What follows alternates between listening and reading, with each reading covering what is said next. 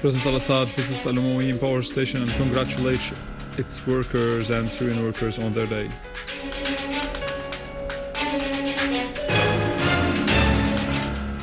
And Syrian workers affirm their steadfastness in the face of terrorism.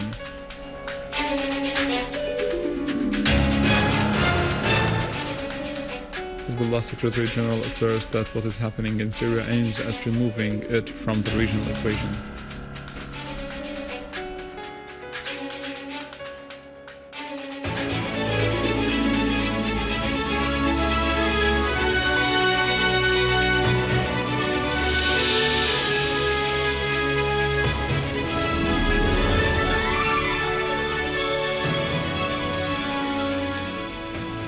Good afternoon, this is news in English from the Syrian Arab television in Damascus. President Bashar al-Assad today visited al-Umawyeen power station in Tashrin Park in Damascus and congratulated its workers and the Syrian workers on their day.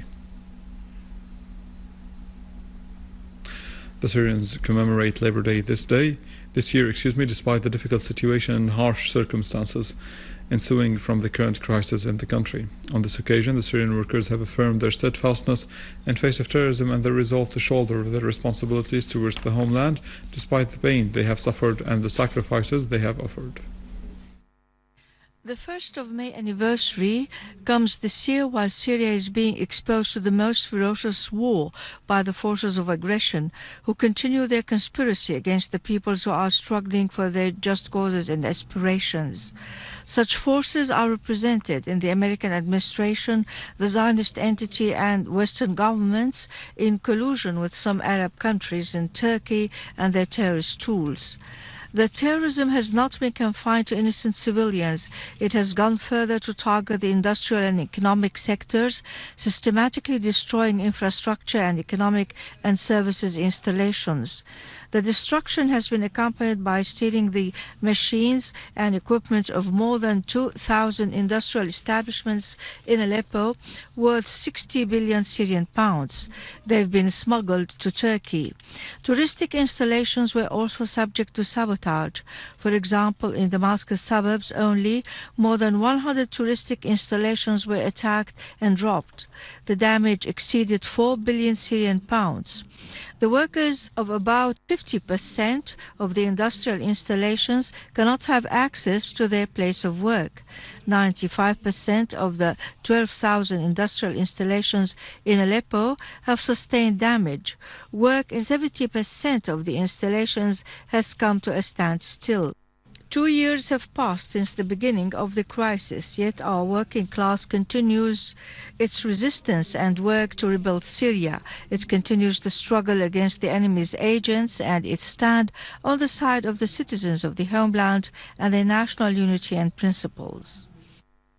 Syria's permanent representative to the UN, Dr. Al-Jaafari, has said that accusing Syria of using chemical weapons is part of a propaganda campaign to influence the big powers and the world public opinion.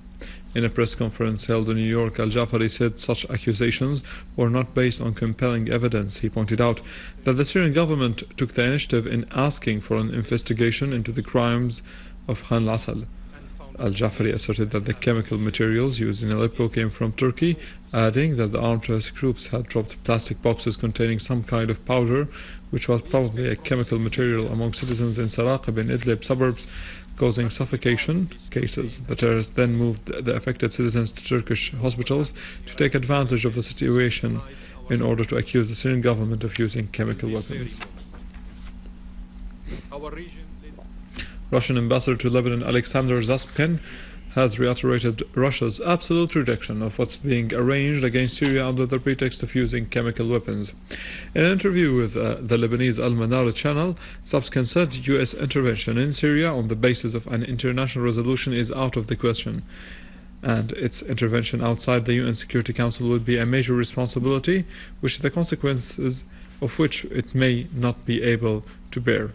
The Russian ambassador, affirmed that his country does not accept any foreign aggression against Syria or intervention in its internal affairs, calling on the world community to respect international legitimacy and help the Syrian people solve the crisis instead of escalating it. He added that to continue supporting terrorists would obstruct any political solution to the crisis. Secretary General of Hezbollah party Sayyid Hassan Nasrallah has said that the goal of what's happening in Syria isn't just removing Syria from the resistance axis and the Arab-Israeli conflict, but the goal is to destroy the country and its people, society and army, and remove it from the regional equation as a whole. In a speech broadcast yesterday on Al-Manar TV, Nasrallah said that there are two directions that have been prevalent since the crisis began in Syria. The first of which went for military options to topple the regime. It went further, slaughtering people, summoning foreign intervention and talking about chemical weapons. This direction also included scholars who made fatwas permitting bloodshed. He said that the second direction, which Hezbollah is a part of, calls for political settlement for what's happening in Syria and for solving the crisis in it, affirming that Syria had true friends in the region and the world who will not allow it to fall into the hands of the US, Israel and Takfiri groups. Said Nasrallah said the Palestinian cause was facing the danger of real liquidation because of what's happening in Syria. He stressed that the situation in Syria had its effects on Lebanon, Iraq and the region as a whole. Iran issued a very strong condemnation of the terrorist explosion which hit Al-Marji commercial center in Damascus yesterday. The spokesperson for the Iranian Foreign Ministry, Ramin Mahmoudbrest, said that such crimes show the real face of the terrorists in Syria, holding some regional and international sides which support terrorism accountable for the crimes committed against the Syrian people. He called on international bodies and human rights organizations to support efforts that lead to a political solution to the crisis in Syria and to the immediate halt of violence.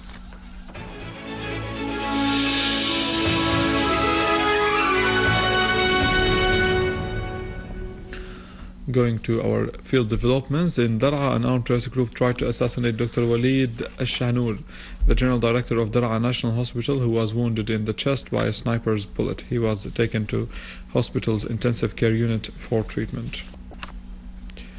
In Damascus countryside, Syrian army units conducted a number of operations against terrorist gatherings in Adr Adra, Deir Atiyya al-Sheikh area and to the west of Qara, killing and wounding dozens of gunmen. The army also destroyed their vehicles and equipment.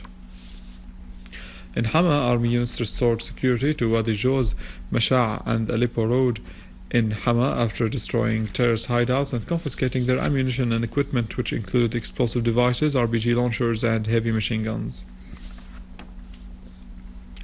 A unit of the Syrian armed forces attacked the terrorist hideouts in the cork factory, Al-Janudiyya and Al-Aliyya in Jisr al-Shughur, inflicting on them heavy losses and injuries. A military source declared that another unit of the Syrian Arab Armed Forces confronted infiltration attempts to Abu Dhuhr airport and airbase by terrorist groups from the villages located to the north of the airport, killing and wounding most of them, and the rest fled.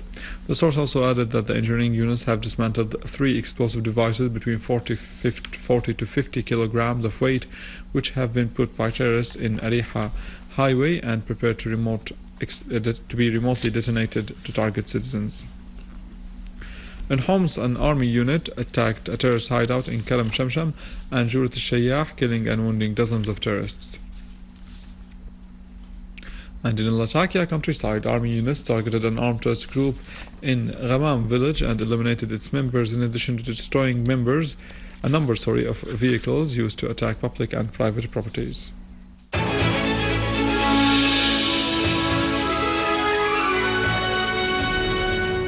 Going to regional developments, and in Iraq 4 people were killed and 12 others were wounded in a bomb car explosion to the east of Baghdad. The Iraqi police declared that the explosion has targeted a police checkpoint in Al-Husayniyya on the east of Baghdad, and 4 police officers were wounded. Meanwhile, some terrorist explosions targeted some regions in Iraq, killing 36 people and wounding 93 others. Some 170 prisoners escaped from a prison in Libya's Sibha prison, 800 kilometers south of the capital, Tripoli.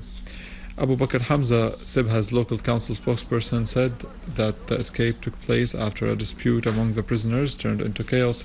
So far, some of the prisoners have turned themselves in and some others have been hunted down, while a large number of them remain at large. The local council members have met with Ramadan Barasi, military governor of southern Libya, to discuss ways to deal with the incident. He added that Sibha prison witnessed 4 escapes in 2 months due to the deteriorating security situation in the city. With this, we come to the end of our news. For more details, you can visit our website in English, www.syriaonline.sy. Stay with us after the break, the latest in economy and finance in our economic news.